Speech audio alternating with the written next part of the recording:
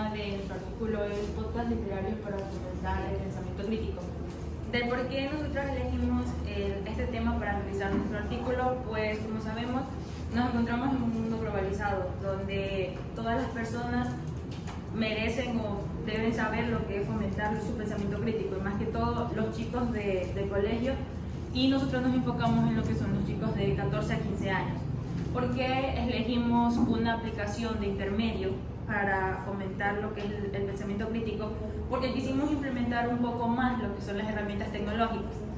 El implementar lo que es la plataforma Spotify es muy importante porque hicimos al principio un monitoreo, por así decirlo, por dónde encontrar más podcasts y dónde los estudiantes los pueden descargar más rápido y que sea más factible para ellos, incluso para el docente.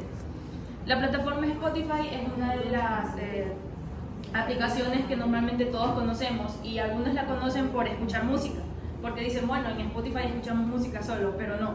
Nosotros quisimos verla desde otra perspectiva, que es los podcasts, y en este tipo de plataforma que es Spotify podemos encontrar diversos podcasts.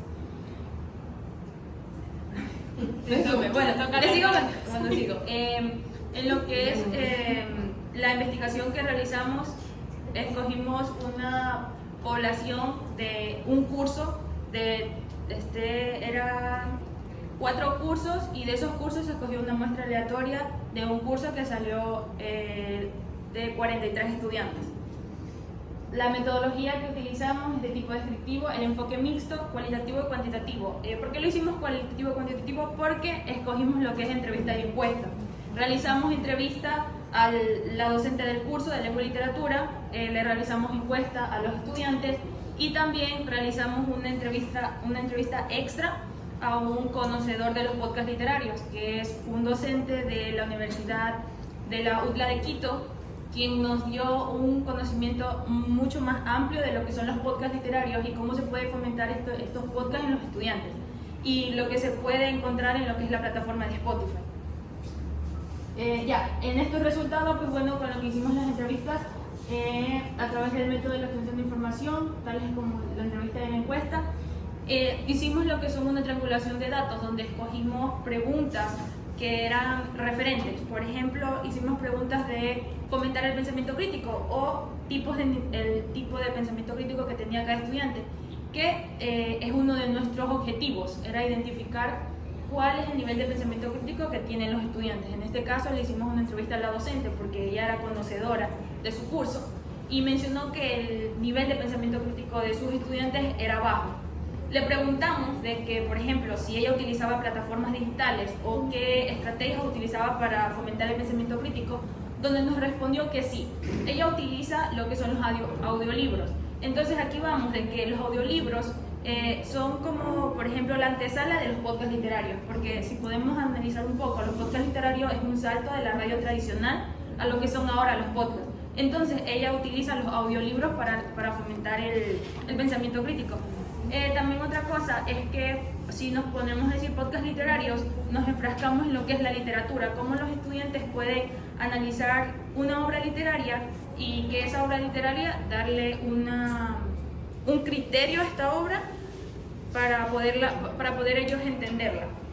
Entonces hicimos esta triangulación de los datos, y los estudiantes sí conocen lo que es la plataforma Spotify, pero no conocen que dentro de esta plataforma podemos encontrar lo que son podcasts.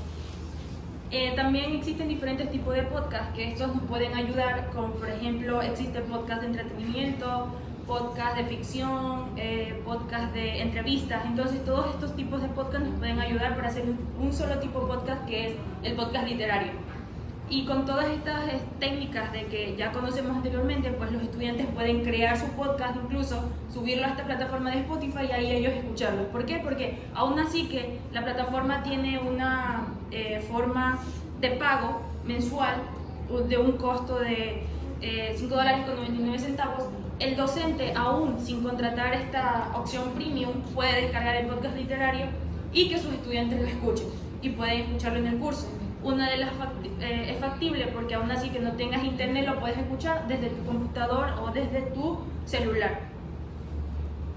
Y bueno, como conclusión tenemos de que La educación tiene un gran reto de formar a las personas capaces de comprender y discernir la información que reciben por ello. Al utilizar estas plataformas en formatos de audio digital se desarrolla el aprendizaje auditivo. Es muy importante mencionar aquí que nuestro proyecto en sí va direccionado a las personas que puedan tener este aprendizaje auditivo.